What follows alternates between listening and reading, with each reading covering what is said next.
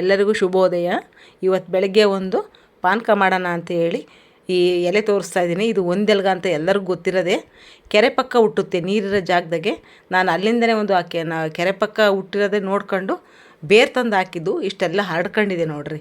ನೀರು ಬಿಡಬೇಕು ಸ್ವಲ್ಪ, ಅದಕ್ಕೆ ಇದನ್ನೆಲ್ಲ ಎಲೆ ಎಲ್ಲ ಕಿತ್ಕೊಂಡು ಬೇರೂ ಕಿತ್ಕೊಂಡು ಒಂದು ಪಾನಕ ಮಾಡಿ ಕುಡಿಯೋಣ ಅಂತ. ಇದು ಎಲ್ಲ ಕಾಯಿಲೆಗಳಿಗೂ, ಅಸ್ತಮಾ, ಶುಗರು ಮತ್ತು ಚಿಕ್ಕ ಮಕ್ಕಳಿಗೆ ನೆನಪಿನ ಶಕ್ತಿ, ಎಲ್ರಿಗೂ ದೊಡ್ಡವ್ರಿಗೆ ಎಲ್ಲರಿಗೂ ಇದು ಒಳ್ಳೆಯದು ಅಂತಾರೆ.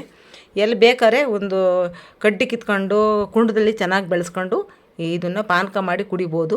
ಸೊಪ್ಪಿನ ರಸ ಮಾಡಿ ಸ್ವಲ್ಪ ಜೇನುತುಪ್ಪ ಹಾಕಿ ಕೊಡ್ತಾರೆ, ಅದು ಕುಡಿಯೋಕ್ಕೆ ಒಂಥರ ಬೇಜಾರು ಮಾಡ್ಕೊತಾರೆ, ಆಗಲ್ಲ ಅಂತ ಹೇಳ್ಬಿಟ್ಟು ನಾನೊಂದು ಸ್ವಲ್ಪ ಸ್ವೀಟಾಗಿ ಮಾಡಿ ಕೊಡ್ತೀನಿ. ಎಲ್ಲರೂ ಮನೆಯವ್ರಿಗೆಲ್ಲ ಕುಡಿತಾರೆ. ಇದನ್ನು ಎಲ್ಲ ಕ್ಲೀನಾಗಿ ಕಿತ್ಕೊಂಬಂದು ರೆಡಿ ಮಾಡ್ಕೊತಾ ಇದ್ದೀನಿ. ಚೆನ್ನಾಗಿ ಬಂದಿದೆ ಗಿಡ ಇದು.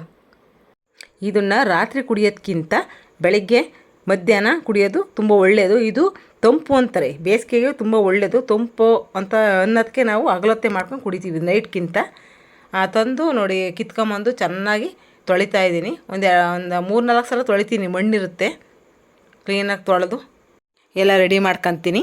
ಇದನ್ನೇನು ಇಲ್ಲ, ಚಟ್ನಿ ಮಾಡ್ಕೊಬೋದು, ಹುರಿದು ಮತ್ತು ಮಸಪ್ಗೆ ಹಾಕ್ಬೋದು, ಸ್ವಲ್ಪವ ತಂಬುಳಿ ಮಾಡ್ಕೊಬೋದು, ಎಲ್ಲದಕ್ಕೂ ಉಪಯೋಗ ಬರುತ್ತೆ. ನೋಡ್ಕೊಂಡು ಮಾಡ್ಕೋಬೇಕಷ್ಟೇ. ಸ್ವಲ್ಪ ಸೊಪ್ಪಿಂದು ಸ್ಮೆಲ್ ಇರುತ್ತಲ್ಲ, ಅದಕ್ಕೆ ಆ ಕಹಿ ಅಂಶ ಇರಬಾರ್ದು ಅಂತ ಹೇಳಿ ನಾನು ಅದಕ್ಕೆ ಸ್ವಲ್ಪ ಸಿಹಿಯಾಗಿ ಮಾಡಿ ಕೊಡ್ತೀನಿ. ತೊಳೆದು ಮಿಕ್ಸಿಗೆ ಹಾಕ್ಕೊತಾ ಇದ್ದೀನಿ. ಇದು ಬೇಯಿಸಿ ಉಪಯೋಗಿಸ್ಬಾರ್ದಂತೆ, ಹಸಿದ್ರಲ್ಲೇ ಮಾಡ್ಕೊಂಡು ಕುಡಿಬೇಕಂತೆ. ಸ್ವಲ್ಪ ಜೀರಿಗೆ, ಬೆಲ್ಲ,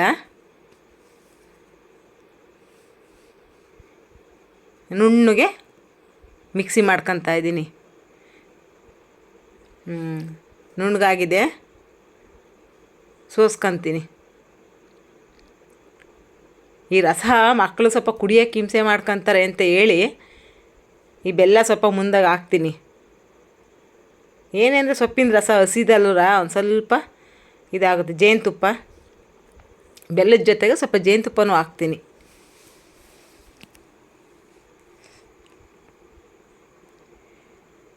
ಇದೆಲ್ಲ ಸ್ವಲ್ಪ ಟೇಸ್ಟ್ ಚೇಂಜ್ ಆಗುತ್ತೆ ಸೊಪ್ಪಿನ ರಸಕ್ಕೆ. ಇದು ಇಂಪಾರ್ಟೆಂಟ್. ಇದು ಕಾಯಿ ಹಾಲು, ತೆಂಗಿನಕಾಯಿ ಹಾಲು, ಇದಕ್ಕೆ ಪಾನಕ ಅಂತೀವಿ ನಾವು. ಬೆಲ್ಲ ಕಾಯಿ ಹಾಲು ಹಾಕೋದಕ್ಕೆ ಪಾನಕ ಅನ್ನೋದು, ಇಲ್ಲಾಂದರೆ ಸೊಪ್ಪಿನ ರಸ ಅಂತೀವಿ.